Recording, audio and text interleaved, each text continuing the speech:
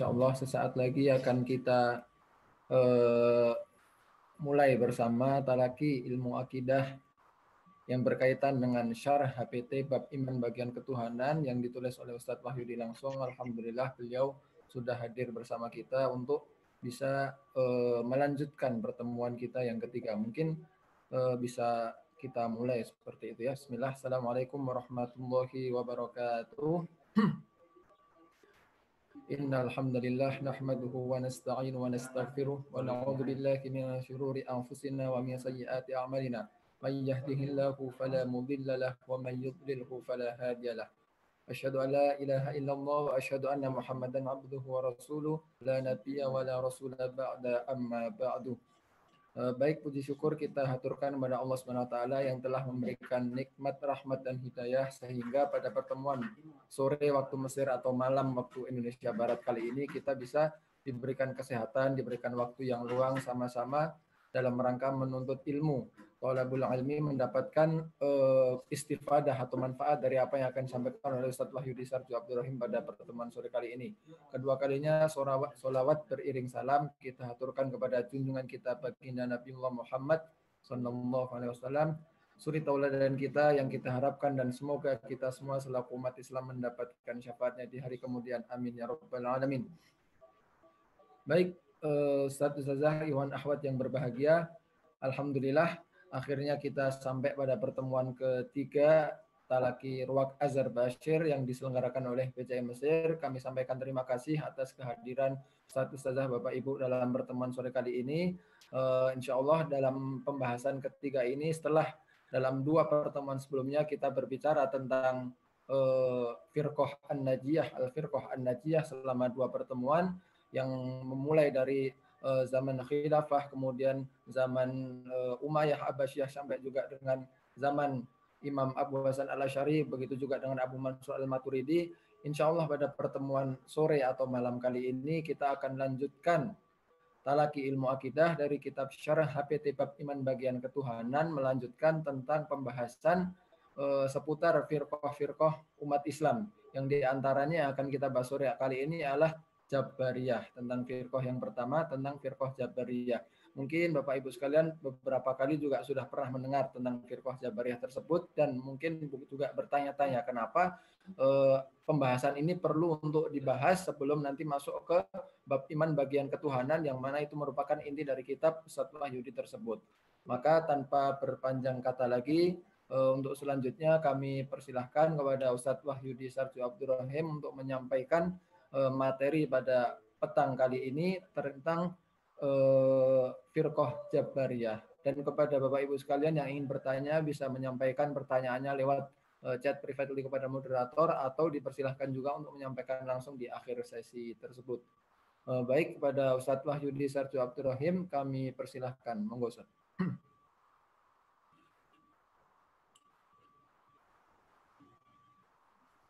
A'udzubillahi minasyaitonirrajim. Bismillahirrahmanirrahim. Assalamualaikum warahmatullahi wabarakatuh. Alhamdulillahirabbil alamin wassalatu wassalamu ala asyrafil anbiya'i wal mursalin sayyidina wa maulana Muhammadin wa ala alihi wa sahbihi ajmain, amma ba'du. Jamaah sekalian yang saya hormati, alhamdulillah pada kesempatan kali ini kita masih dapat berkumpul untuk talabul ilmi. Mudah-mudahan mendapatkan barokah dari Allah Subhanahu wa taala.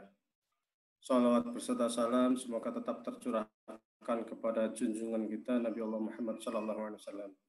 Ini merupakan pertemuan kita yang keberapa? Yang ketiga atau yang keempat ya, terkait syarah himpunan putusan terjemah Muhammadiyah bab iman bagian ketuhanan yang kemudian saya syarah menjadi sebuah buku dengan judul Ahlul Haq wa Sunnah, Syarah Himpunan Tarjih Muhammadiyah Bab Iman Bagian Ketuhanan, sebanyak 3 jilid. Buku ini alhamdulillah sudah beredar, sudah dicetak, dan bagi yang berminat silahkan bisa mencari menghubungi yang pihak penerbit Mas Salim Sumirat. Sebelumnya telah kami sampaikan terkait dengan firqah-firqah Islam atau kelompok-kelompok Islam. terkait kelompok ini sekali lagi sekedar untuk mengingatkan bahwa yang namanya dan firqah atau kelompok di sini maksudnya adalah kelompok di dalam akidah. Kelompok di dalam akidah. Karena yang namanya kelompok di sini maksudnya adalah madhab pastinya. Madhab itu terkait dengan aliran pemikiran, terkait dengan pengikut, ya kan, pengikut, juga terkait dengan metodologi ijtihad. Hanya saja firqah itu sangat banyak, ada yang terkait dengan fikih, ada yang terkait dengan tasawuf, ada yang terkait dengan nahwu, ada yang terkait dengan macam-macam. Adapun firqah yang dimaksudkan di dalam kitab itu himpunan Tarjih Muhammad itu adalah firqah yang terkait dengan akidah. Saya sampaikan juga bahwa firqah yang terkait dengan akidah ini sangat banyak. Yang dalam hadis Nabi sebutkan iftaqatil Yahud wa Nasra itu maksudnya adalah firqah dalam akidah. Ada Murji'ah, ada Syiah, ada Khawarij, ada Al-Haqq Sunnah dan lain sebagainya. Kemarin sudah saya sampaikan panjang lebar tentang sejarah firqah tersebut. Sekarang barangkali kita akan masuk ke substansi pemikiran firqah Islam tersebut. Substansi firqah Islam yang pertama yang akan kita kaji terkait dengan Jabariyah. Jabariyah ini merupakan sebuah firqah Islam yang asal dari kata-kata jabar. Jabar asli itu maksudnya adalah bahwa segala perbuatan manusia itu mujabbaroh. Mujabbaroh itu terpaksa. Jadi ketika saya beramal, saya berbuat itu terpaksa. Karena menurut mereka bahwa manusia seperti kapas yang ada di udara. Ketika kapas itu di udara, maka kapas itu akan terbang sesuai dengan tiupan angin. Kemana angin meniup, disitulah kapas itu akan terbang. Seperti wayang sendiri. Pergerakan sesungguhnya pemikiran ini sudah muncul sejak zaman Umar bin Khattab. Umar bin Khattab itu pernah menangkap seorang pencuri. Kemudian ketika ditanya, kenapa kamu mencuri? Pencuri itu mengatakan, saya mencuri karena takdir dari Allah. Mendengar pernyataan ini, Umar bin Khattab marah besar. Kemudian pencuri ini dikasih 2 hukuman. Hukuman pertama dia dipotong tangan. Hukuman kedua kepalanya dan tubuhnya diderah atau dicambuk dengan pelepah kurma sampai kepalanya berdarah. Waktu itu sang pencuri protes kepada Umar, wahai Umar, kalau saya dipotong tangannya okelah karena saya mencuri. Tetapi mengapa engkau tambah dengan saya diderah dengan pelepah kurma?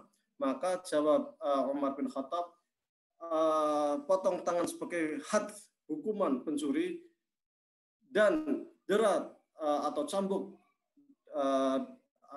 itu sebagai hukuman karena engkau telah berbohong atas nama Allah. Itu jawaban Umar bin Khattab.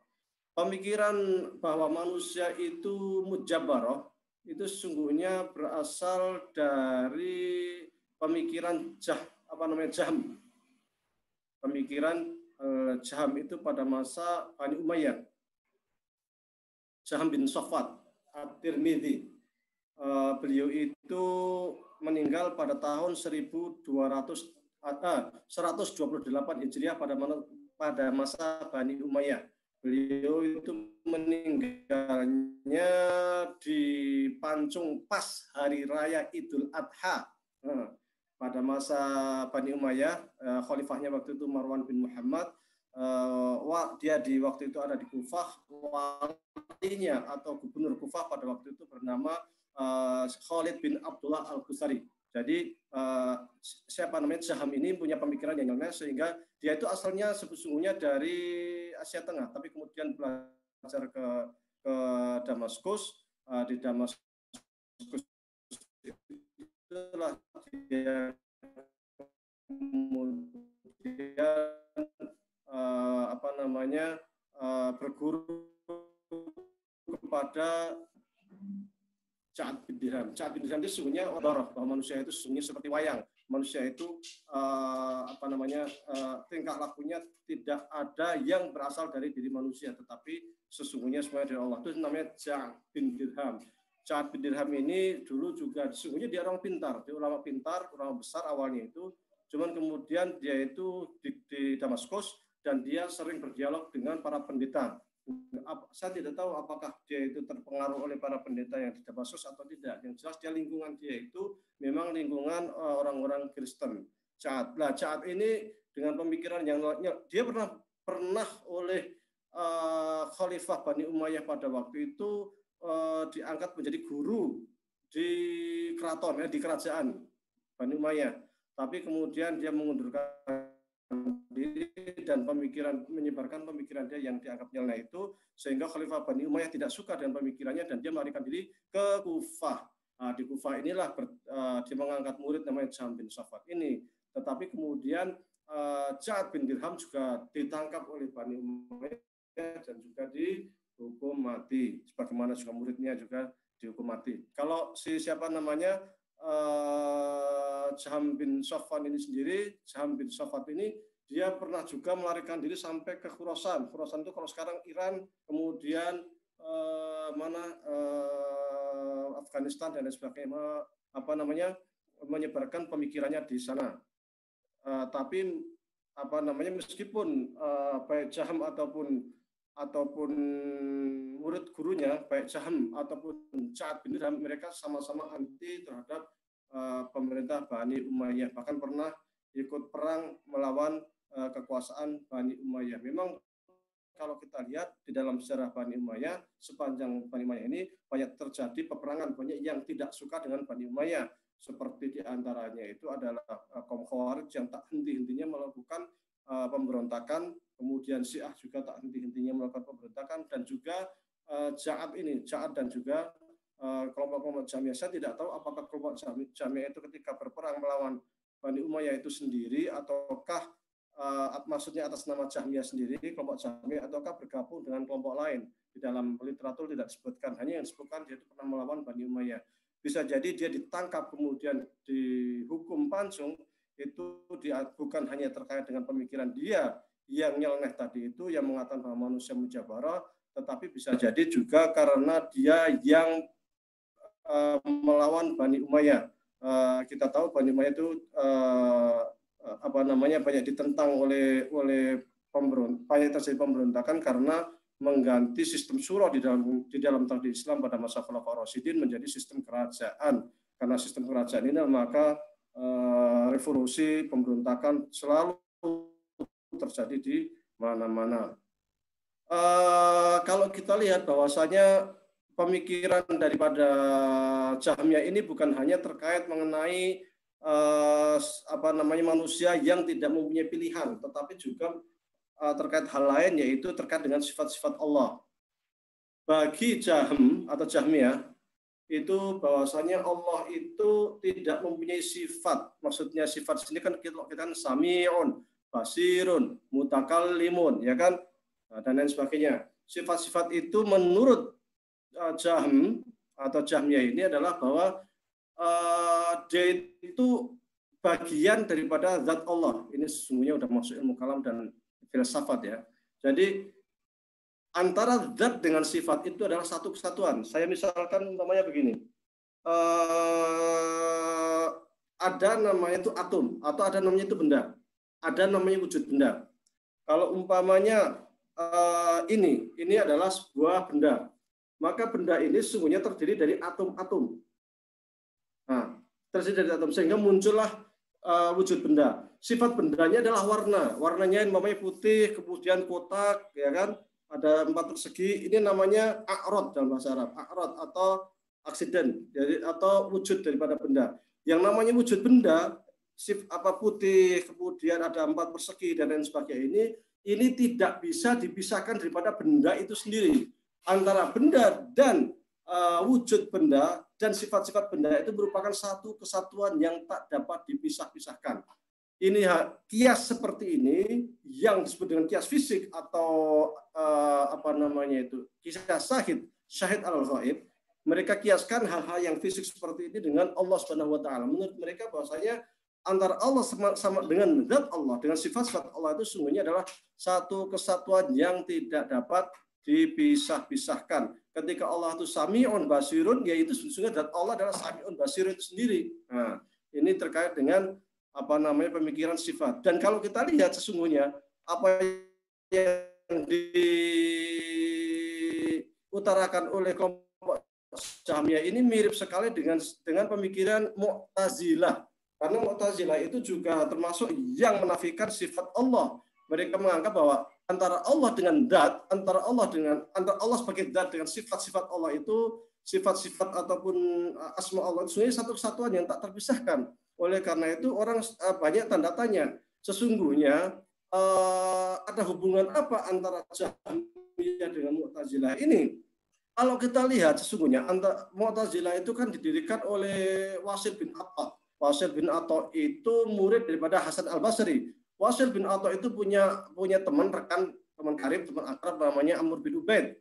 Ternyata kalau kita lihat antara Wasil bin Atta dengan Jaham bin Sofwan ini hidup satu masa.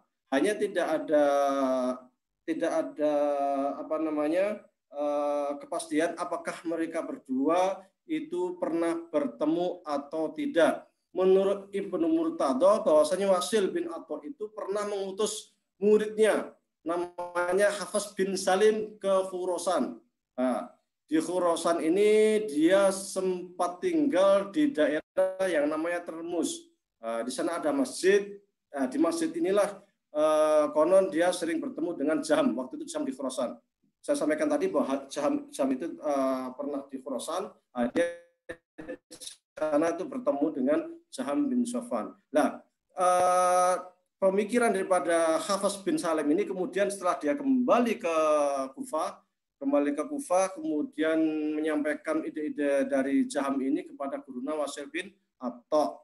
Dari sinilah kemudian pemikiran Mu'tazilah dengan Jahmiyah itu bertemu. Ada juga pendapat lain yang mengatakan bahwasanya Wasil bin Atta ini pernah atau sering berkirim surat kepada Jaham bin Sofwan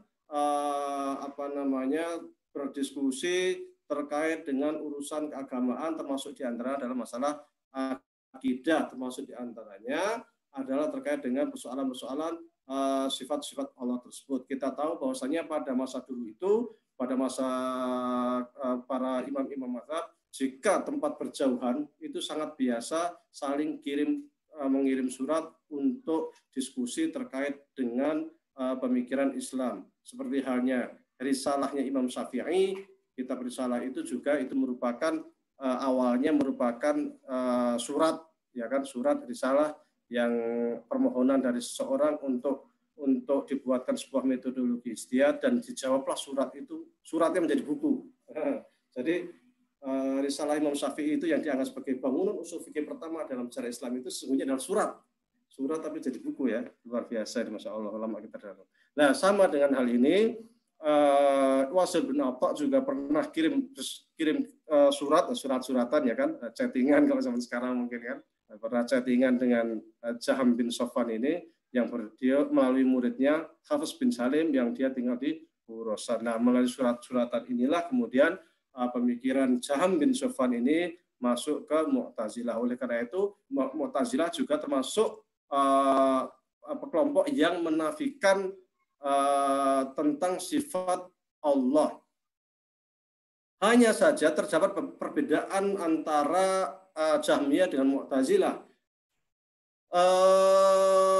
Mu'tazilah itu benar menafikan sifat Allah, tetapi Mu'tazilah itu tidak mujabarah. Bahkan Mu'tazilah itu disebut juga dengan Qadariyah, yaitu bahwasanya perbuatan manusia itu ya hasil daripada usaha manusia, bukan karena kehendak Tuhan, ya kan? Itu makanya bertentangan di sini dalam tabaqat Mu'tazilah atau buku-buku terkait dengan ulama-ulama Mu'tazilah, Jaham bin Safwan ini tidak masuk sebagai salah seorang ulama Mu'tazilah. Karena memang ada kemiripan sedikit di dalam pemikirannya terkait dengan menafikan sifat Allah, tetapi ada hal lain yang juga substansi, yaitu terkait dengan iradah manusia, kehendak manusia. Apakah kehendak manusia itu merupakan kehendak Tuhan atau tidak? Mu'tazilah jelas mengatakan kehendak manusia itu merupakan independen dari manusia itu sendiri. Sementara Jahmiyah mengatakan kehendak manusia itu berasal dari kehendak Allah Subhanahu wa taala. Dari sini maka Ibnu Taimiyah, salah seorang ulama abad 6 Hijriah yang sangat ternama, yang punya banyak sekali karya, sempat mengatakan bahwa setiap Mu'tazilah itu pasti Jahmiyah. Setiap Mu'tazilah pasti Jahmiyah, tetapi tidak setiap Jahmiyah itu Mu'tazilah. Kalau Mu'tazilah itu masih mengakui kan ada namanya sifat Allah, ada namanya nama. Kalau Mu'tazilah itu masih ada istilah Asmaul Husna. Kalau Jahmiyah itu enggak. Semuanya itu antara Asmaul Husna atau sifat-sifat Allah itu semuanya itu ya satu.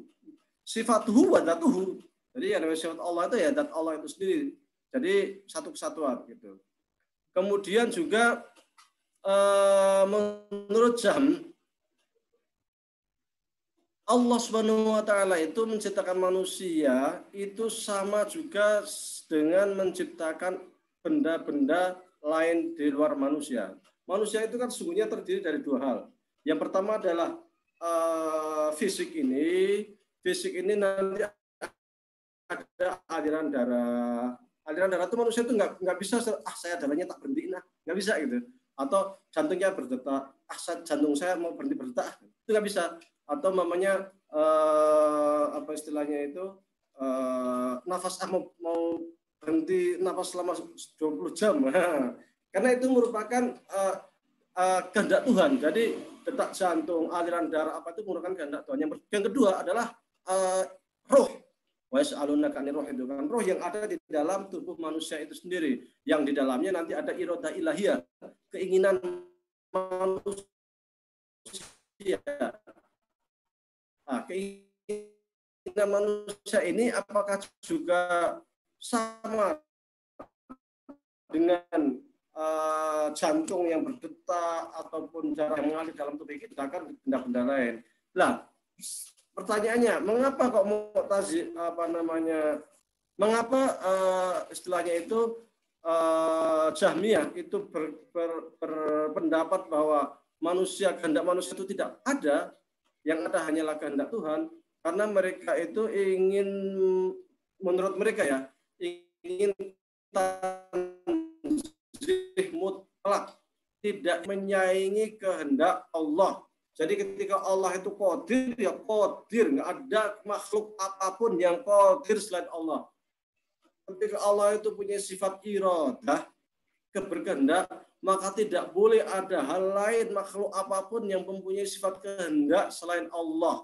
Karena ketika ada yang lain yang punya sifat qudrah, punya kehendak, punya keinginan, punya sesuatu, bisa melakukan sesuatu, menciptakan sesuatu, berarti sama halnya dia menyaingi Tuhan, menyaingi Allah, menyaingi kehendak Allah. Dan ini berbahaya dan dianggap musyrik ataupun dianggap kafir. Ini yang diinginkan oleh kelompok Jahmiyah ini. Sehingga semua semua hal yang terkait dengan manusia itu, yang dinisbatkan manusia itu sifatnya metafor saja. Ketika manusia itu berlari, dia bisa berlari itu. Aslinya yang bisa membuat dia berlari itu bukan dia gitu. Yang bisa membuat dia berlari itu Allah Subhanahu wa taala. Kalau Allah mengatakan berhenti, enggak bisa apa-apa, lumpuh itu enggak bisa apa-apa. Ya kan? Meskipun kita punya mulut, kita bisa ngomong, kalau Allah mengatakan bisu enggak bisa apa-apa. Itu kehendak Allah mutlak itu. Itu menurut mereka. Ada beberapa pemikiran lain, selain tadi kan sudah saya sampaikan, bahwa mereka menafikan sifat Allah, termasuk menafikan sifat Allah itu menafikan sifat kalam. Menafikan sifat kalam berarti, sementara Al-Quran ini kan kalamullah, ya kan? karena kalamullah, maka mereka mengatakan Al-Quran ini bukan kalamullah yang dia itu sifat kalam, tetapi dia itu makhluk. Maka kenapa kalau dia makhluk? Karena Al-Quran itu kan berbahasa Arab. Bahasa Arab itu kan ciptaan. Kenapa bahasa Arab ciptaan? Yang namanya ciptaan itu dulu nggak ada, menjadi ada. Sebelum Allah menciptakan langit bumi seisinya, tidak ada namanya bahasa. Termasuk bahasa Arab juga nggak ada.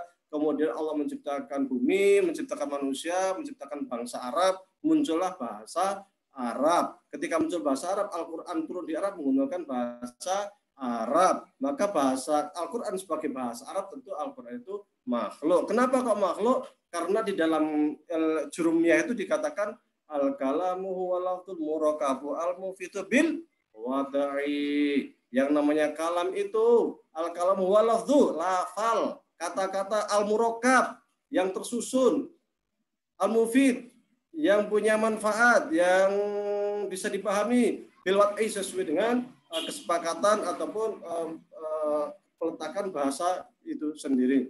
Selama dia bahasa itu merupakan kata-kata yang tersusun itu, maka dia makhluk. Oleh karena itu Jahmiyah juga berpendapat bahwa Al-Quran itu sebagai kalamullah, ya makhluk. Dan pemikiran ini juga ternyata diambil oleh Wasil bin Atok, sehingga Mu'tazilah itu juga mengatakan Al-Quran makhluk, sebagaimana Jahmiyah mengatakan Al-Quran makhluk. Jadi ada titik temu memang antara paham Jahmiyah ini dengan Mu'tazilah, meskipun saya katakan tadi ada titik lain yang sangat bertentangan dan antara Jahmiyah dan Mu'tazilah. Pendapat lain mengatakan di antaranya itu adalah bahwa iman menurut Jahmiyah itu iman itu sekedar pengetahuan atau sekedar tasdik.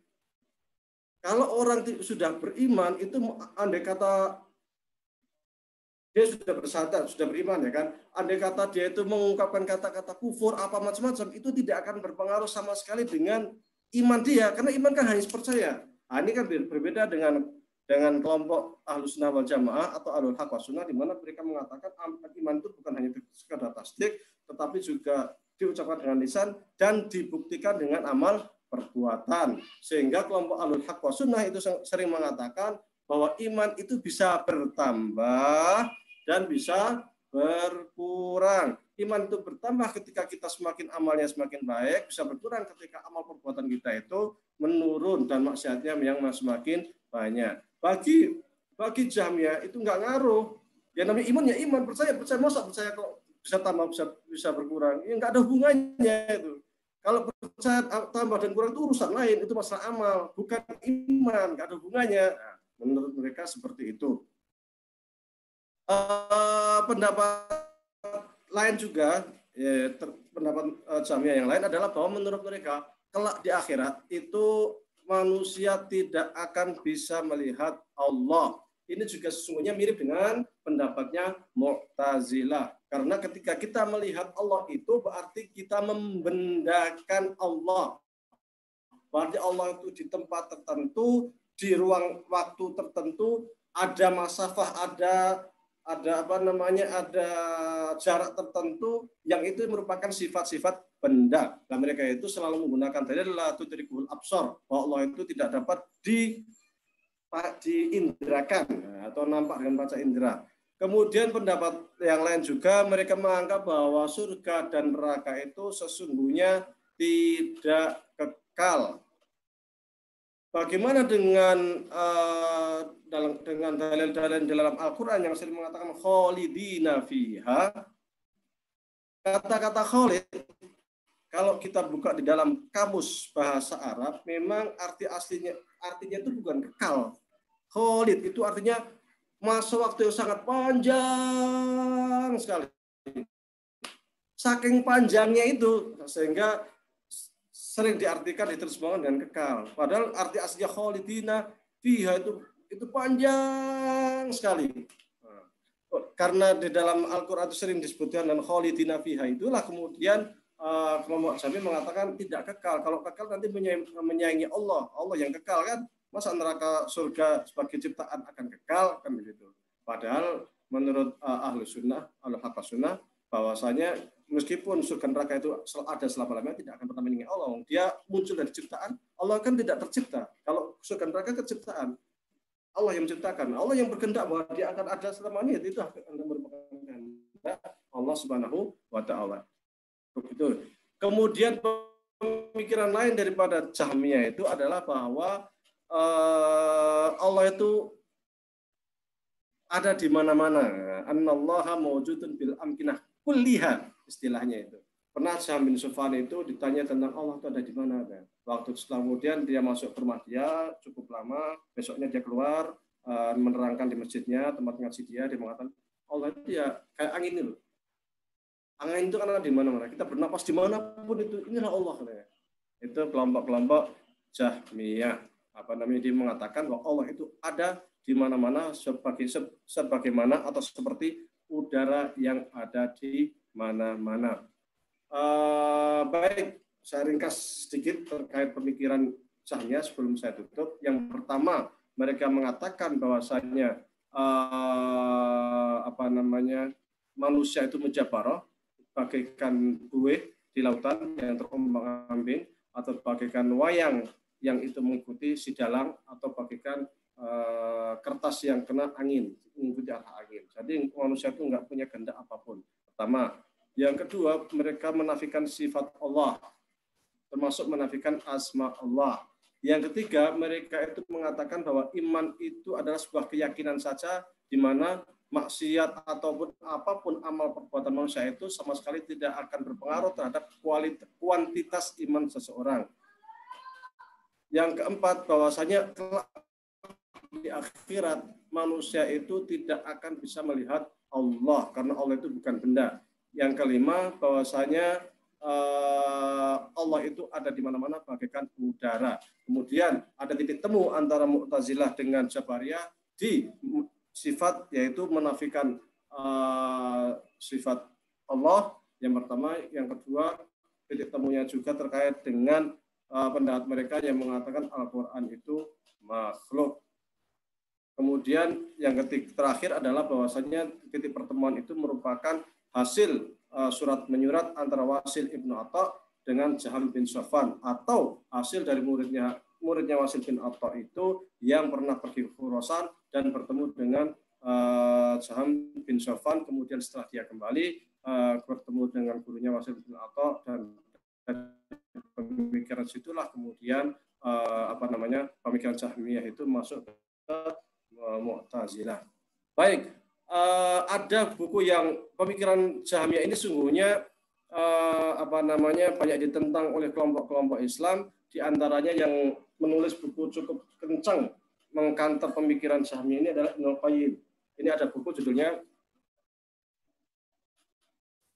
Mukhtasar Ar-Sawa'iq Al-Mursalah ala Al-Jahmiyah Al-Mu'attalah. Ini kanter terhadap pemikiran Jahmiyah Al-Mu'attalah yang menafikan sifat-sifat Allah. Ini karya Ibnu Qayyim Al-Jauziyah. Beliau ini murid daripada Ibnu Taimiyah. Dan pemikiran yang di buku ini banyak sekali menukil dari pemikiran gurunya Ibnu Taimiyah. Dan masih banyak lagi yang mengkanter pemikiran-pemikiran Jahmiyah tersebut, karena pemikiran Jahmiyah ini cukup berbahaya karena memang semua orang beralasan ini kan kehendak Allah, terserah saya begini, Allah menginginkan saya begini kok. Nah itu kan, ini akhirnya berbuat jahat apapun justifikasinya adalah Allah. Baik, kurang dan lebihnya mohon maaf. Wabillahi taufiq wal hidayah, wallahu a'lam. Assalamualaikum warahmatullahi wabarakatuh.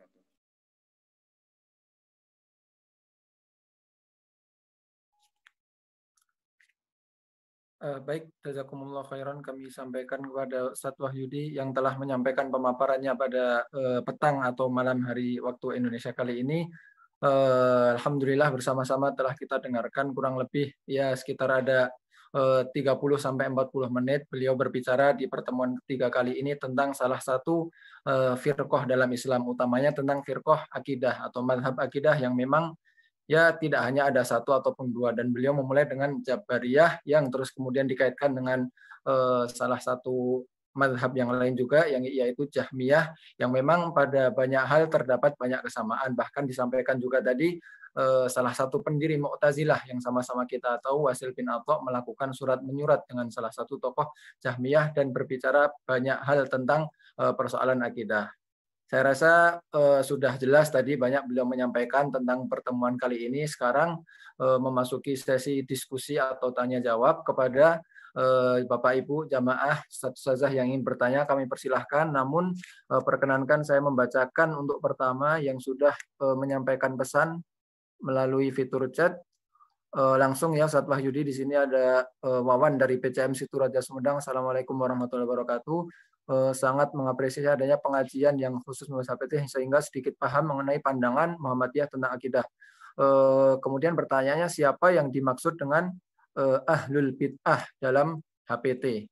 Mungkin bisa langsung dijawab Ustaz Wahyudi. Sementara untuk Ustaz-ustazah jamaah yang lainnya ketika ingin bertanya silahkan mengirimkan chat atau langsung menyampaikan ingin bertanya via langsung. Nanti kami selaku host akan mengizinkan untuk menyampaikan langsung. Terima kasih. Silahkan Ustaz Wahyudi.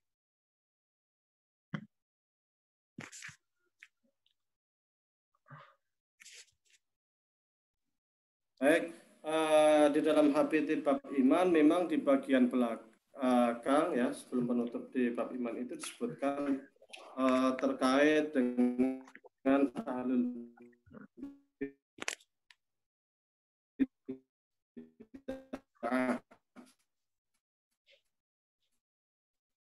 Sebentar saya bacakan. Hadhihi hiya usulul aqaid as-sahihati warada bihal Qur'anu wa sunnatu wa syahidat biha al-atharul mutawatiratu. Faman i'taqada jami'a dzalika mungkinan bihi kana min ahlil haqqi was sunnati wa faraqa ahlal bid'ati wa dhalali. Inilah pokok-pokok akidah yang benar yang terdapat di dalam Al-Quran dan hadis dan dikuatkan oleh pemberitaan-pemberitaan yang mutawatir, maksudnya harus mutawatir. Maka barang siapa yang percaya akan semua itu dengan keyakinan yang teguh, masuklah ia dalam golongan mereka yang berpegang pada kebenaran dan tuntunan Nabi serta lepas dari golongan ahli bid'ah dan kesesatan. Baik, siapa yang disebut ahli bid'ah ini? Kalau kita melihat bahwasanya di dalam HPT ini telah memberikan kriteria ahlul haq was sunnah. Kriterianya itu apa? Nah, yang sesat ya, yang bertentangan dengan kriteria itu. Ya kan? Yang dianggap ahlul bid'ah yang bertentangan dengan kriteria itu. Apa yang diantaranya kriterianya itu? Yang disebutkan kita lihat misalnya di bab pertama.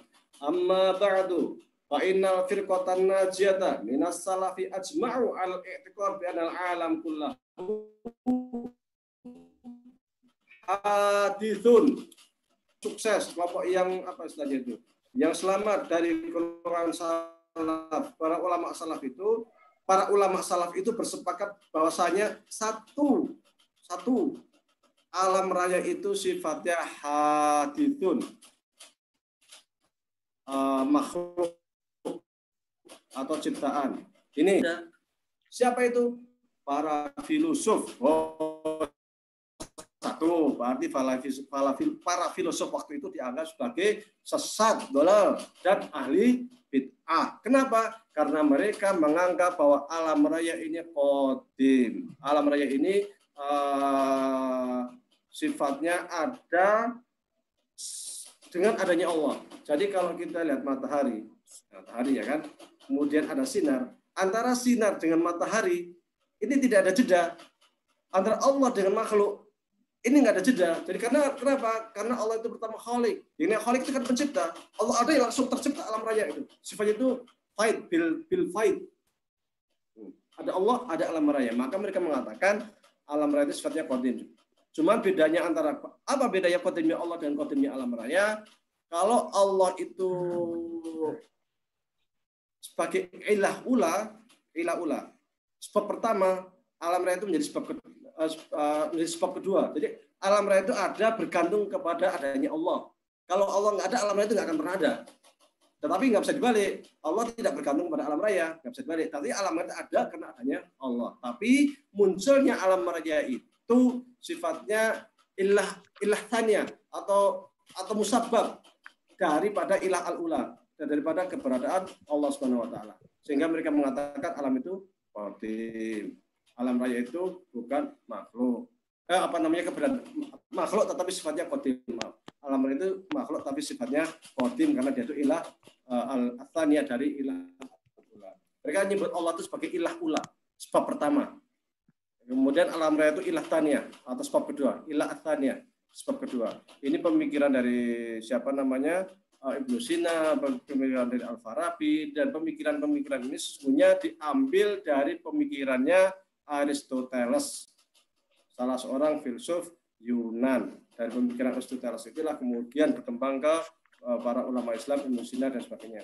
Ada yang lain, yaitu pemikiran daripada Ibnu Taimiyah. Nah, Ibnu Taimiyah itu berpendapat bahwa alam raya itu punya dua sifat sekaligus. Satu, alam raya itu dianggap hadis karena dia sifatnya ciptaan, ya kan?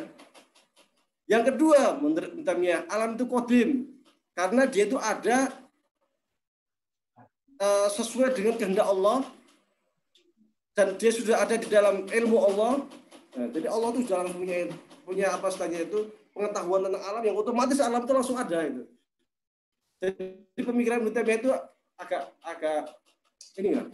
Makanya dia mengatakan alam raya itu hadis min haitsul jins, hadis min haitsun naw wal qadim min haitsul jins. Kan seperti itu. Satu sisi dianggap qadim, tapi satu sisi juga dianggap hadis. Ini pemikiran Ibnu Taimiyah. Kalau merujuk pada HPT ini yang mengatakan bahwa alam itu hadis, pemikiran Ibnu Taimiyah dalam hal ini juga dianggap sesat jadinya itu. Kan seperti itu. Tuh. Dan pemikiran Ibnu Taimiyah itu sesungguhnya mengambil dari pemikiran Abu Barokat al-Baghdadi. Abu Barokat al-Baghdadi. Siapa Abu Barokat al-Baghdadi? Dia adalah seorang filosof juga.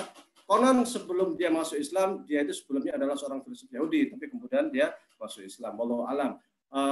Ada buku yang cukup bagus yang dikarang oleh Syekh Azhar Ahmad Thayyib terkait dengan filosof Abu Barokat al-Baghdadi ini. Di antaranya juga mengupas tentang sikap Abu Barokat al-Baghdadi terkait dengan alam raya ini, dan ternyata pemikirannya ini diambil oleh Ibnu Taimiyah.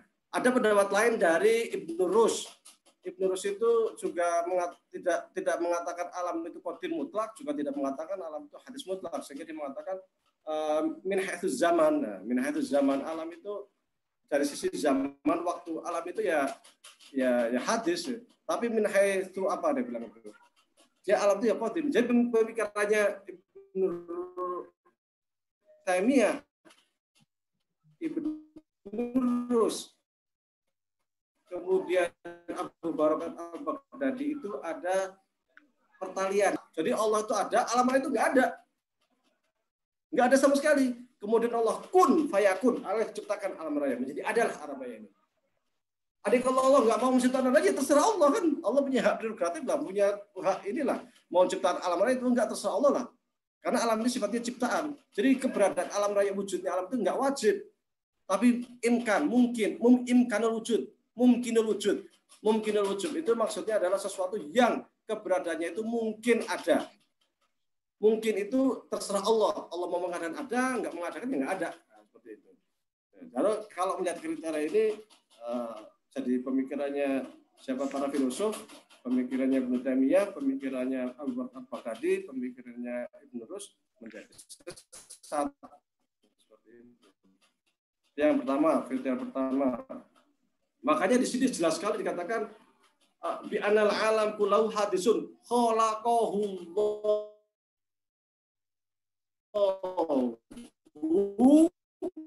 minal adam, di mana alam raya itu diciptakan oleh Allah dari ketiadaan, tetapi dari nggak ada sama sekali menjadi ada. Ai al alam qabilun lil fana, dan alam raya ini kelak akan binasa. Kemudian ini yang kedua, yang tadi dikatakan kelompok Najiyah itu yang sukses itu yang mengatakan alam itu sifatnya baru. Berarti yang mengatakan alam tidak baru, berarti itu sesat. Yang kedua, wa ala anan nazar fil kauni li ma'rifatillahi wajibun syar'an. Bahwasanya nazar terhadap alam raya untuk mengetahui Allah itu wajib secara syar'an. Nazar itu apa? Saya sampaikan lagi sebelumnya, sebelum pernah saya sampaikan bahwasanya terkait ma'rifatullah ini ada 3 epistem atau ada 3 madhab. Madhab pertama namanya madhab nazar. Madhab nazar itu adalah qiyas ghaib ala syahid, yaitu melihat alam raya ini sebagai sarana untuk mengetahui Allah Subhanahu wa Ta'ala. Melihat alam fisik untuk mengetahui alam metafisik. Oleh karena itu di dalam Al-Quran banyak sekali ayat-ayat yang memerintahkan kita itu untuk nazar. Untuk apa namanya? Untuk nazar, afala yang duruna ilal ibili kafa khuliqat, ya kan? Apakah aku tidak yang duruna, kalau apakah kamu tidak melakukan nazar, berpikir, ya kan? Banyak sekali ayat yang terkait dengan nazar itu. Itu yang pertama. Mazhab nazar namanya. Yang kedua mazhab fitrah. Mazhab fitrah itu bahwa untuk ma'rifatullah, mengetahui Allah itu bukan dengan nazar, bukan kita berpikir tentang alam raya, melihat alam fisik sebagai bukti alam metafisik, bukan. Tetapi Allah itu sungguhnya sudah ada di dalam hati diri manusia sejak manusia di dalam kandungan. Karena manusia itu kan waktu di kandungan disumpah oleh Allah, alastu bi rabbikum, qalu bala, bukankah aku itu sebagai Tuhanmu? Maka manusia itu seluruh umat manusia mengatakan bala, benar, saya itu sudah disumpah sama Allah Subhanahu wa Ta'ala. Sehingga manusia itu berislam itu sejak ada di kandungan, mengakui Tuhan itu sudah ada di kandungan, sehingga ketika lahir maka ada istilahnya itu bagi mereka tauhid bagi 3, ya kan, rububiyah, uluhiyah, asma wa sifat, ya kan. Ada namanya tauhid rububiyah. Rububiyah itu apa? Yaitu pengakuan manusia sesuai dengan apa yang ada di dalam hati nuraninya bahwa sesungguhnya ada Tuhan yang menciptakan alam raya. Jadi secara fitrah itu manusia itu telah bertuhan. Maka Abu Jahal, Abu Lahab itu dianggap sebagai orang yang telah bertauhid rububiyah. Wala in sa'altahum man khalaqas samawati wal ard la yaqulunna Allah. Itu menurut pendapat Ahlul Fitrah. Ahlul Fitrah ini adalah pendapatnya Ibnu Taimiyah dan kelompok dari Muhammad bin Abdul Wahab serta mereka yang mengikuti pemikiran Muhammad bin Abdul Wahab. Mereka menggunakan mazhab itu. Mazhab nazar, mereka mengatakan bahwasanya benar manusia itu telah disumpah oleh Allah di dalam kandungan alastu bi rabbikum qalu bala, benar, tetapi ketika lahir itu bisa jadi dia Yahudi, bisa jadi dia Nasrani, ya kan? Tergantung orang tuanya kan. Fa bawa diwajibu hawiduna o yunasrnahu, kan istilahnya begitu. Orang tuanya yang bisa akan menyahudikan atau menasranikan atau mentidak tuhankan istilahnya kan, ateis.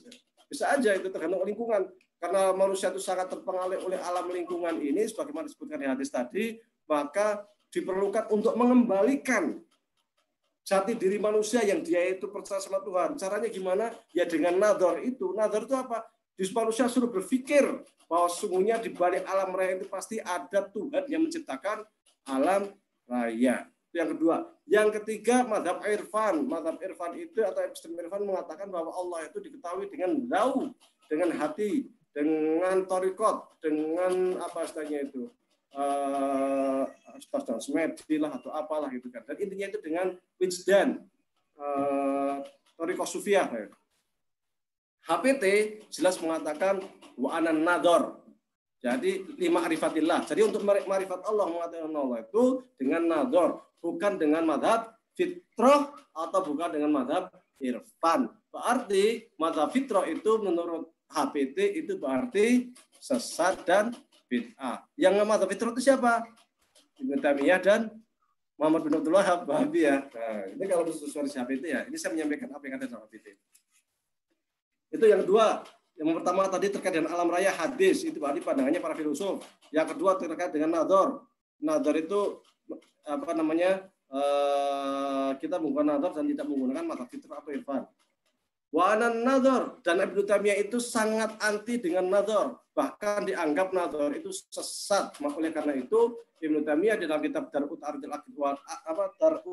Aqli wa Naqli sering menyesatkan para filsuf, sering menyesatkan kaum sering menyesatkan para ulama kalam. Karena yang melakukan nazar itu sesungguhnya selain ulama kalam adalah para filsuf. Bedanya kalau ulama kalam itu menggunakan qiyas ghaib ala syahid, kalau para filsuf itu menggunakan dalil illat ma'lul. Illat ma'lul itu yang saya sampaikan tadi, bahwa alam raya itu ada illah, ada sebab, dan ada sebab terakhir, di mana sebab terakhir itu tidak akan ada sebab lagi. ilah itulah yang namanya Allah Subhanahu wa taala. Hadsun khalaqallahu minal atam bahwa alam qabril fana wa al nazar fil kaudi lima rifatilai wajibun. Nah ini bahwa nazar itu wajib, harus. Sementara menurut Ibnu Taimiyah nazar itu enggak ada, bukan harus lagi. Enggak ada nazar itu. Allah itu ada ketika menciptakan itu otomatis sudah bertuhan. Ngapain ada nazar segala? Tapi menurut HPT wajib nazar itu harus. Dan wa'ala nazar wajibun, ini yang perbedaannya yang selanjutnya syar'an, bahwa nazar itu yang mewajibkan kita nazar itu hukum syariat. Ini kata-kata syar'an ini untuk membedakan antara HPT dengan pemikiran Mu'tazilah, karena menurut Mu'tazilah itu selain mereka mengatakan bahwa nazar itu juga wajib, sama ulama kalam itu rata-rata mengatakan, seluruh ulama kalam itu mengatakan nazar itu wajib. Tapi yang mewajibkan apa? Menurut Mu'tazilah yang mewajibkan adalah akal kita. Artinya andai kata nggak ada hukum syariat, nggak ada Quran, nggak ada sunnah pun, ketika manusia itu hidup di dunia dan kelak meninggal dunia, maka nanti di akhirat akan tetap ditanya man rabbuk. Kenapa? Karena kamu punya akal. Kalau punya akal mestinya kamu beriman bahwa mempercayai bahwa Allah itu ada. Nggak mungkin manusia itu tidak, jika dia menggunakan akalnya tidak percaya Tuhan. Orang ateis itu nggak masuk akal, nggak mungkin. Ateis itu nggak masuk akal, tidak ada Tuhan nggak masuk akal. Kalau orang menggunakan akalnya dengan baik, itu otomatis akan mengatakan bahwa alam itu mesti ada Tuhan.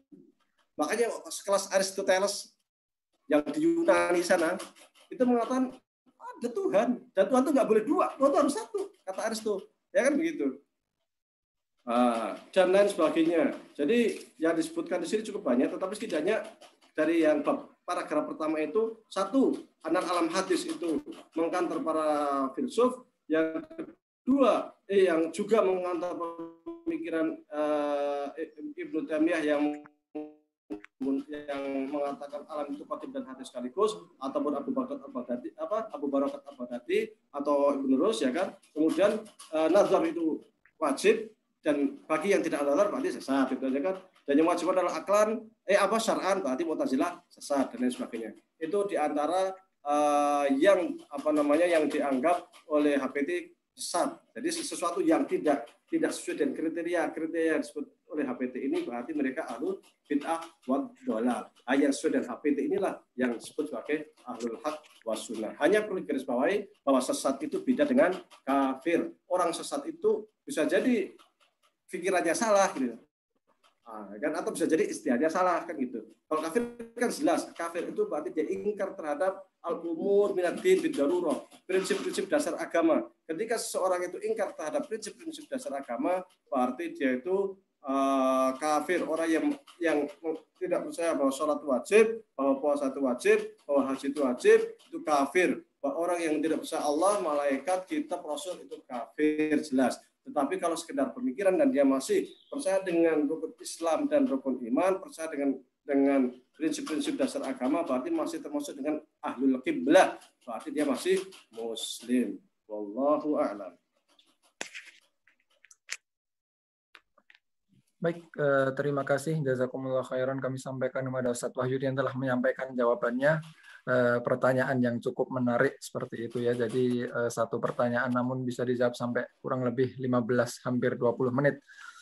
Untuk selanjutnya kami persilahkan jika ada dari Bapak Ibu jamaah ikhwan akhwat yang ingin bertanya untuk menyampaikan pertanyaannya. Sejauh ini yang masuk baru satu pertanyaan begitu ya. Jadi jika ada yang bertanya baik itu melalui chat atau melalui langsung disampaikan juga kami persilahkan.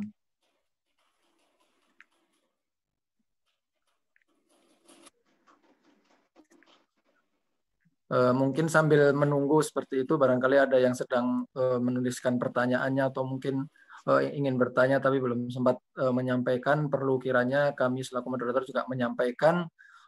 Mungkin dari jamaah atau Bapak Ibu sekalian ada yang mungkin sempat bertanya kenapa harus membahas tentang masalah firqah-firqah akidah sampai Jabariyah, Mu'tazilah, dan lain sebagainya, karena yang dikaji dalam syarah HPT ini adalah tentang bab iman bagian ketuhanan berkaitan dengan akidah. Oleh karenanya yang dilakukan oleh Ustadz Wahyudi setelah membuat buku ini juga menyampaikan di antara isi-isi buku tersebut sebetulnya akidah Muhammadiyah itu cenderung kemana. Oleh karenanya di awal disampaikan akidah Jabariyah demikian, kemudian Mu'tazilah seperti ini, nanti kemudian Asy'ariyah seperti ini, sehingga ketika pembahasan di pertemuan selanjutnya nanti, Bapak Ibu sekalian, ketika kita ingin lihat persamaan ataupun perbedaan-perbedaannya sudah tidak buta lagi gitu, dalam artian memang ada bayangannya karena dari awal sudah disampaikan adanya beberapa firqah atau madhab dalam akidah yang telah disampaikan di awal. Baik, alhamdulillah sudah masuk beberapa pertanyaan. Mungkin yang pertama dulu dari Bahar Mirdin. Assalamualaikum, Ustaz. Ini ada beberapa pertanyaan. Yang pertama, jika Allah bisa dilihat, cara melihatnya bagaimana? Karena Allah terbebas dari ruang dan tempat, sedangkan manusia kelak ada di surga. Kemudian yang kedua, jika Allah bisa dilihat, apakah yang dilihat adalah zatnya atau hanya wajhunnya atau wajhullah? Sebagaimana pendapat para pengikut Imam Ibnu Taimiyah atau Syekh Muhammad bin Abdul Wahab karena menolak takwil zat.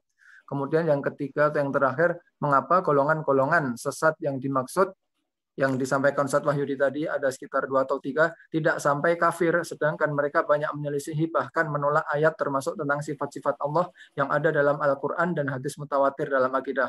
Apakah hal tersebut merupakan perbuatan ingkar? Terima kasih. Mungkin bisa dijawab Ustaz Wahyudi. Baik, terkait dengan melihat Allah, ru'yatullah ya, kan ini memang menjadi perdebatan yang cukup cukup pelik dan cukup panjang di dalam sejarah ilmu kalam. Tapi intinya adalah menurut HPT terkait sifat Allah itu atau ayat-ayat mutasyabihat itu ada 2 hal yang digunakan di dalam HPT. Yang pertama takwil, yang kedua tafwid. Takwil sama tafwid itu punya sisi-sisi kesamaan. Kesamaannya adalah bahwa keduanya baik takwil dan tafwid itu mempercayai ayat Al-Quran. Nah, ini saya bacakan saja dulu terkait tafwid dan takwil ini, karena ini terkait dengan ayat mutasyabihat yang ada di HPT. Sebentar.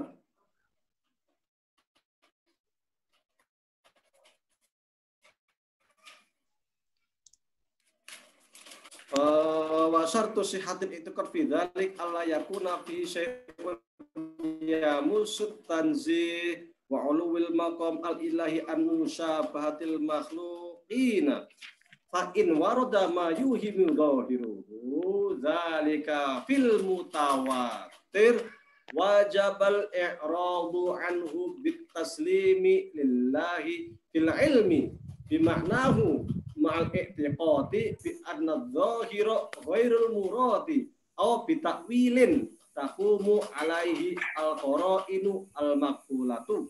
Adapun syarat yang benar tentang kepercayaan dalam hal ini ialah jangan ada sesuatu yang mengurangi keagungan dan keluhuran Tuhan. Mohon maaf, ada yang suara mungkin di-mute. Ya, terkait dengan sifat Allah itu dipercayai tapi jangan sampai mengurangi tentang keagungan Tuhan, ya kan?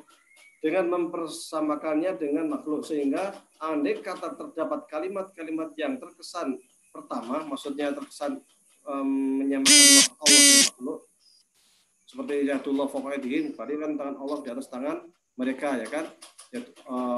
Wajah Arab malaku safan safa, Allah itu nanti di akhirat akan berjalan dengan para malaikat, ya kan? Nah, itu kan seakan-akan sama dan makhluk itu, seakan-akan Allah di tangan, seakan-akan Allah itu nanti akan berjalan dengan manusia, ya kan? Kalau ada ayat seperti itu, maka apa sikapnya?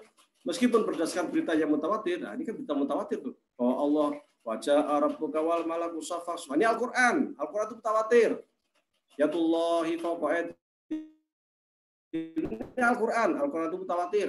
Meskipun itu berdasarkan berita yang mutawatir, Al-Qur'an ataupun sunnah mutawatirah itu, maka wajiblah orang mengabaikan makna yang tersurat. Oh, abaikan. Berarti ketika Allah bilang, ya Allah, tangan Allah dan mereka, kata-kata tangan, abaikan. Itu karena Allah itu apa yang ada di lafal itu tidak mencerminkan Allah itu sendiri. Tapi lafal itu hanya sekedar untuk takrib, untuk mendekatkan pemahaman kita tentang Allah. Jadi ketika ada makna zahir seperti itu, kedatangan Allah di atas mereka, Allah datang, nanti kita akan melihat Allah, ya kan? Kita akan melihat Allah di akhirat, ru'yah gitu. Itu kan makna zahirnya seperti itu. Kata HPT apa? Abaikan makna zahir itu. Nah. Wajabal i'rad anhu bit taslim lillah fil ilmi. Udah pokoknya itu nanti kita bisa melihat Allah itu bagaimana, serahkan sama Allah bagaimana caranya. Kita nggak usah apakah nanti ada ruang waktu, apakah nanti ada bertempat tertentu, Allah datang dan malaikat bagaimana. Itu makna-makna yang benar-benar tertulis seperti itu kita abaikan. Kita serahkan itu sama Allah. Kita bisa melihat Allah itu bagaimana, kita abaikan. Kita serahkan sama Allah. Wajabal i'rad anhu bi taslim nilai fil ilmi bi maknahu ma'al i'tiqad bi anna dzahir ghair murad. Nah, ini saya baca HPT ya. Jadi dengan tetap berkeyakinan bahwa zahir ayat itu bukan yang dimaksud oleh ayat. Jadi ketika ya tu wafaqat aidim, tangan Allah di atas tangan mereka, berarti kata-kata tangan Allah itu bukan yang dimaksud oleh ayat. Kita bisa melihat Allah di akhirat, melihat di situ bukan yang dimaksud oleh ayat. Allah akan datang dengan malaikat berjajar. Kata-kata itu bukan yang dimaksud oleh ayat. Inilah yang disebut dengan tafwid. Kita percaya ada ayatnya, tetapi dohir ayat itu bukan yang dimaksudkan oleh ayat. Redaksi ini saya bacakan dari HPT. Atau bitakwilin taqumu alaihil qara'inul maqbulatu. Atau dengan mentakwil, kalau tidak mungkin, kalau Anda ingin mengetahui maknanya, artinya apa? Ya, paling masuk akal ya takwil. Takwil itu apa? Takwil itu sorful lafzi minal makna al-haqiqi ila makna al-majazi liqorinatin tadullu alaihi. Itu namanya majaz atau namanya takwil. Takwil itu memalingkan makna hakiki, ya dullah al-haqiqi, tangan makna hakikinya kan gini. Itu tumpuk. Ya, ini makna hakikinya, makna aslinya. Dipalingkan, artinya bukan ini loh, ganti dengan makna lain. Diganti dengan makna lain yang sesuai, tapi yang masuk akal. Bikoroin makbulah, dengan korinat, indikator tertentu yang masuk akal. Indikator itu seperti yang saya sampaikan sebelumnya, bisa logika, bisa syariat, bisa tradisi, dan sebagainya.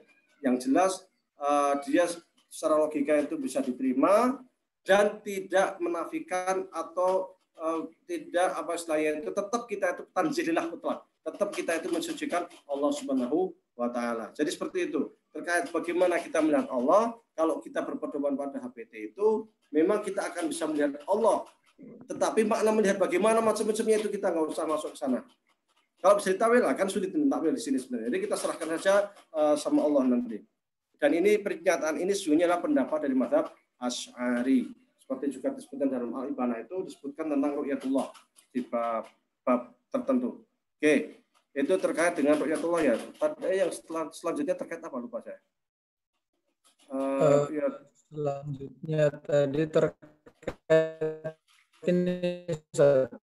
Terkait ajunnya itu tadi. Jika Allah kelompok yang dikatakan sesat. Ya, saya sampaikan tadi, orang sesat itu belum tentu kafir. Orang sesat itu belum tentu kafir. Kok bisa? Ketika kita bermaksiat, katakanlah kita tidak sholat, tapi kita masih percaya sholat, tapi malas itu. Ya, akhirnya kita nggak sholat, itu berdosa. Dan itu sesat. Apakah dia kafir?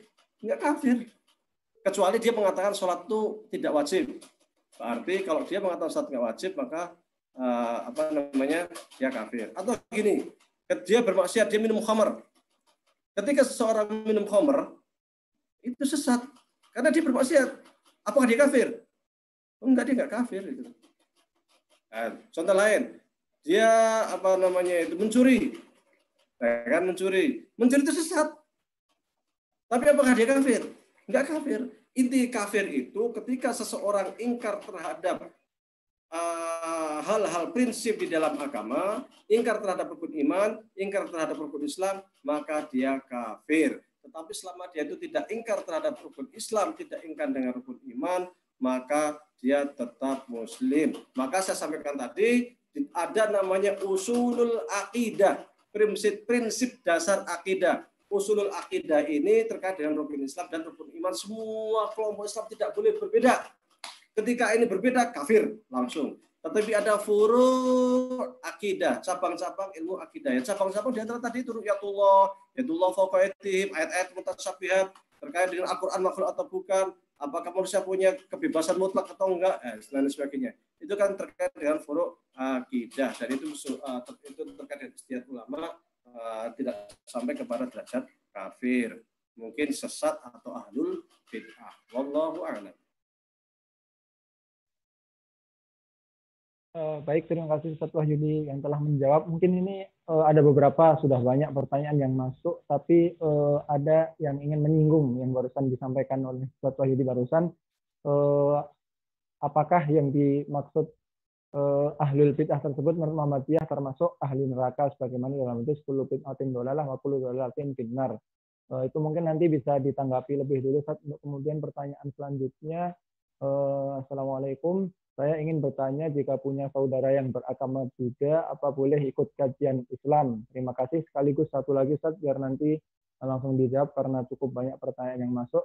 Assalamualaikum, Ustaz. Bagaimana tentang Allah mengatur rezeki? Berarti kita mesti kerja. Tapi Allah sudah mengatur rezeki, jadi kita kerja nggak dapat selain yang Allah kasih. Lalu kalau Allah udah kasih jatah rezeki, berarti kita nggak perlu kerja. Dan yang hal-hal semisal dengannya, bagaimana kita tahu yang sudah Allah tetapkan. Seperti itu, Ustaz. Mungkin bisa dijawab.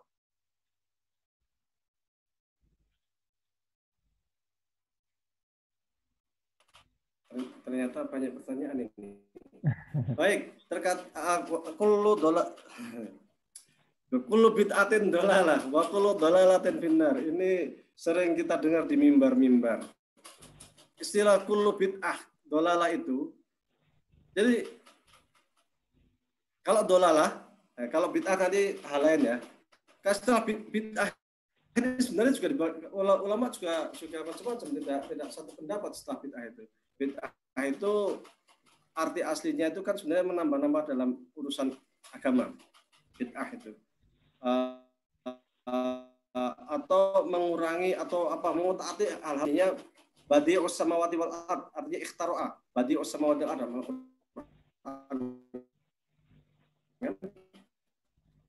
Yang kata-kata bid'ah itu arti aslinya sekedar arti, menggunakan arti bahasa saja, maka oleh Imam Nawawi dibagi menjadi dua, ya kan? Ada namanya bid'ah hasanah, ada namanya bid'ah sayyi'ah.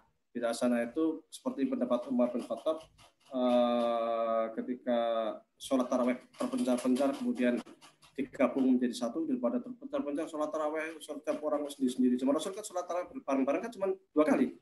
Rasul di masjid, kemudian ada jamaah yang ikut, besoknya lagi sholat tarawih Rasul di masjid, jamaah makin banyak.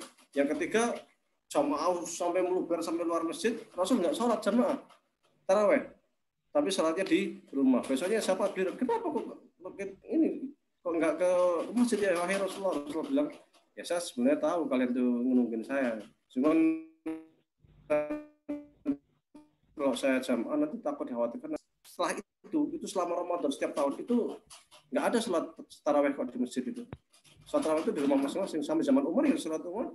Kadang yang sholat kira di masjid, tapi pencar-pencar sendiri-sendiri nggak ada jamaah. Zaman Umar itu terpencar-pencar juga, akhirnya dikumpulkan daripada pencar-pencar, mending kita kumpulkan aja lah jadi satu. Makanya kata Umar apa namanya mengatakan khairul bid'ati hadihi, ya bid'ah yang baik yang seperti ini.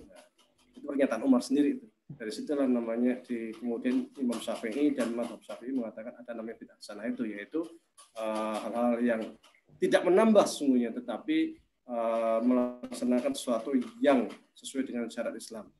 Contoh adzan 2 kali dan sebagainya itu. Membukukan mushaf yang dulu nggak ada tuh, mushaf tuh zaman Rasulullah itu ya terpencar-pencar. Tapi kalau nggak dikumpulin ya repot juga, kita nggak punya Al-Quran sekarang. Tapi zaman Abu Bakar kumpulin lah, bahaya kalau nggak dikumpulin Qurannya gimana nih kan? Ada kumpulin, itu juga bid'ah itu, tapi bid'ah yang baik. Kemudian bid'ah yang menambah urusan agama yang sesat itu ya sholat subuh 3 rakaat dan sebagainya, itu ya sesat. Maka yang kullu bid'atin dolalah bisa menggunakan kata-kata kulun, tapi maksudnya adalah kullu bid'atin madmumatin, semua bid'ah yang madmumah, yang sesat.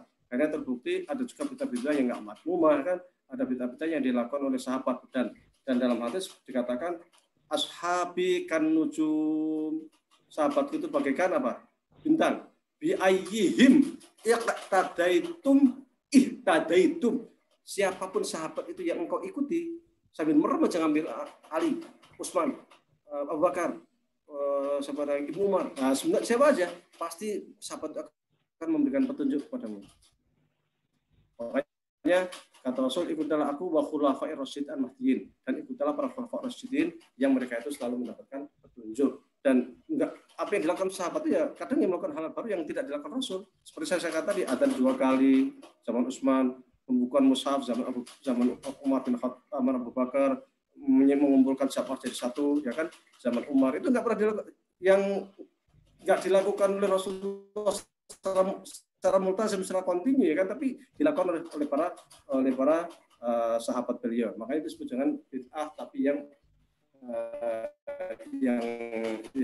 mahmudah. Oleh karena itu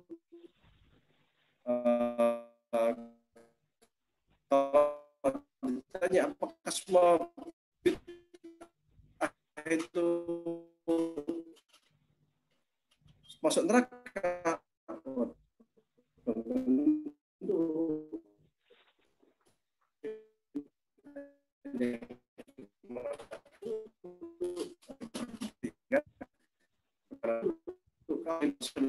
ya, tapi kalau tidak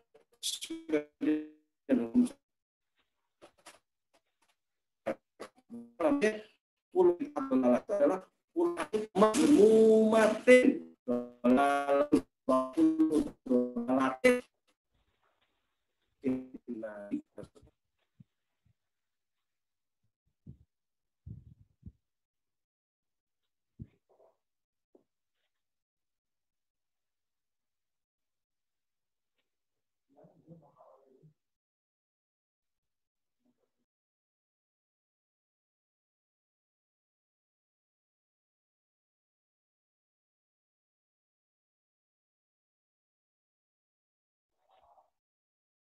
Ustadz Wahyudi, mohon maaf, ini suaranya putus-putus, Ustadz, mungkin sinyal atau mungkin ada gangguan lain yang bisa diperbaiki dulu.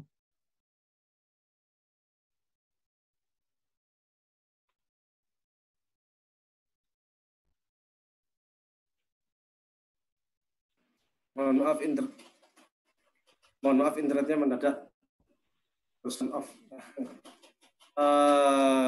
Bagaimana dengan yang seperti yang saya sampaikan tadi, terkait dengan kayak Mu'tazilah, kemudian Khawarij, apakah mereka itu dolalah finnar? Ya, itu memang disebutkan mereka itu dolalah wa ahlul bid'ah. Tapi apakah finnar? Nah, ini kalau saya sendiri cenderung melihat bahwa ini adalah terkadang istihad.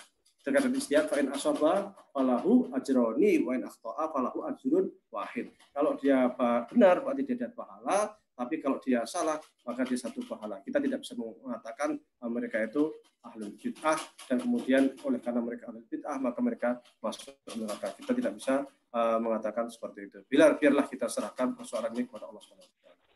Wallahu a'lam.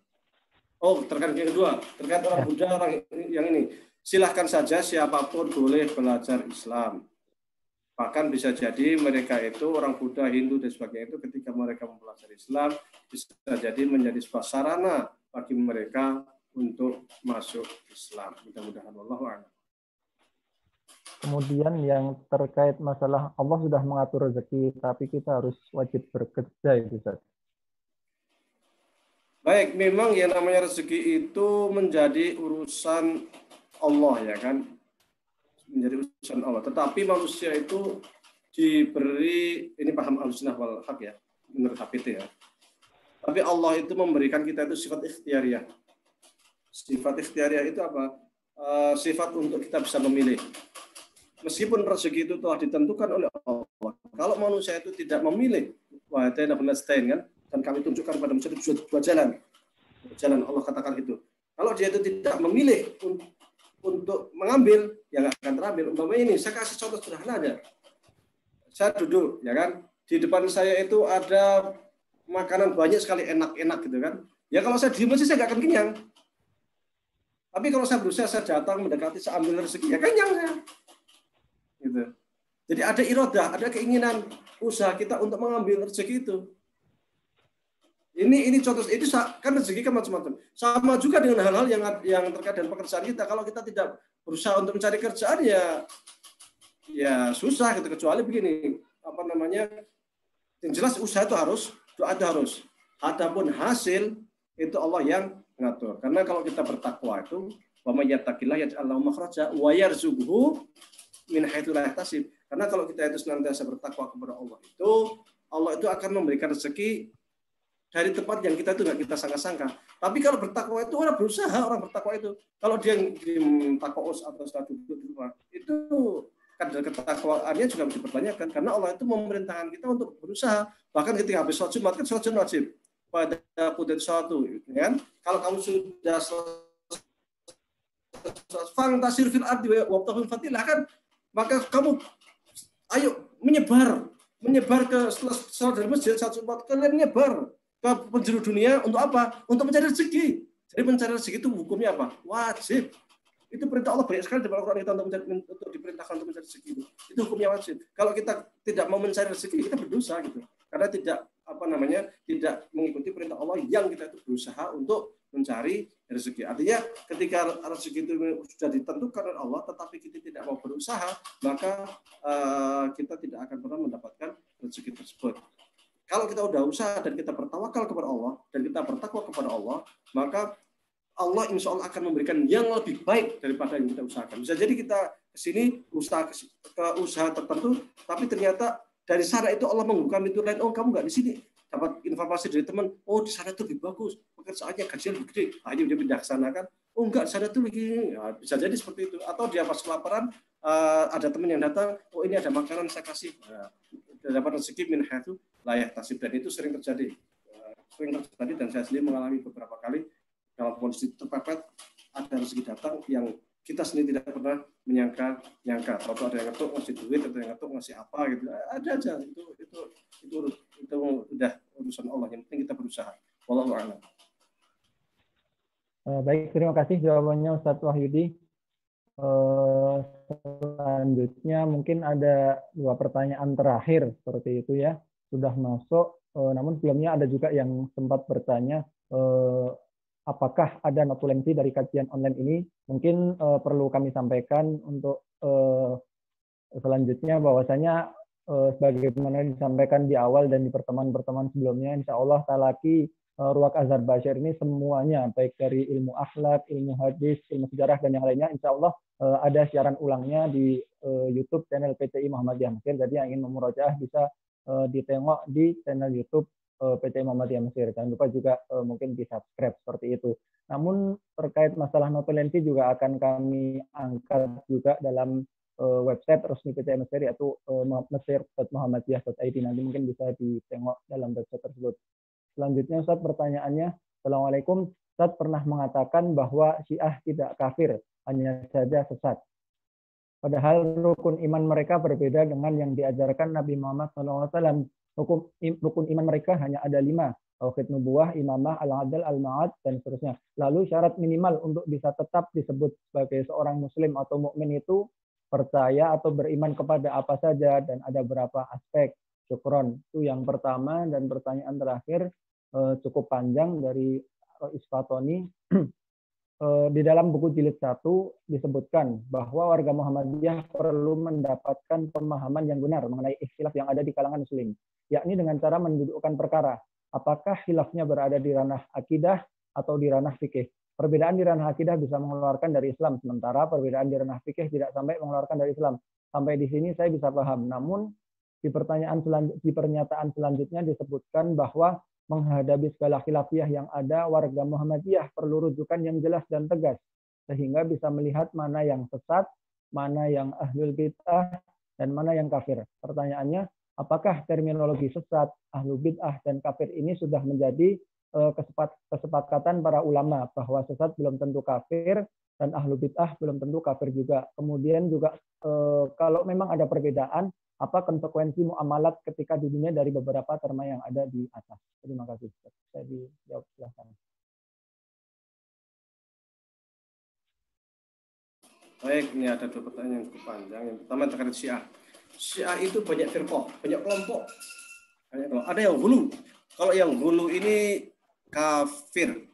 Hulu itu apa? Hulu itu menganggap bahwasanya Ali itu Tuhan. Hulu itu menganggap bahwasanya wahyu itu mestinya turun kepada Sayyidina Ali, bukan kepada Nabi Muhammad dan lain sebagainya. Mereka itu yang terutama mentuhankan Ali lah mereka itu. Nah, ini jelas kafir. Adapun Syiah 12, Syiah Zaidiyah itu mereka rukun iman mereka itu sama. Kalau rukun mereka itu percaya sama Allah, mereka itu percaya sama malaikat, mereka itu percaya sama para rasul, mereka percaya sama kitab-kitab, sama. Mereka juga sholat, puasa, zakat, haji, sama mereka haji. Bahkan dalam fikihnya itu sebenarnya fikih Ja'fari itu tidak banyak kesamaan dengan fikih Hanafi. Kenapa banyak kesamaan? Karena Imam Hanafi sendiri sesungguhnya adalah murid daripada Imam Ja'far Shadiq. Imam Abu Hanifah itu murid dari Imam Ja'far Shadiq. Imam Ja'far Shadiq itu menjadi rujukan fikihnya kaum Syiah. Kalau Imam Abu Hanifah menjadi rujukan Ahli Sunnah wal Jamaah. Tetapi masih ada keterkaitan. Karena mereka itu masih percaya sama Allah, sama Rasulnya, malaikat, hari kiamat dan sebagainya.